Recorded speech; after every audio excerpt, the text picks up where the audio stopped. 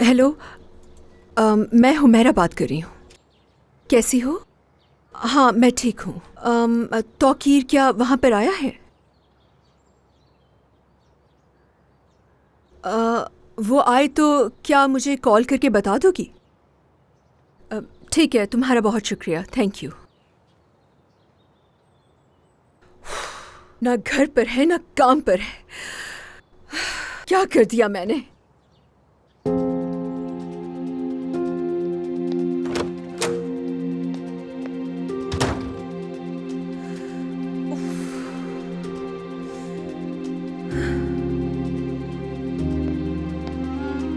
Good morning.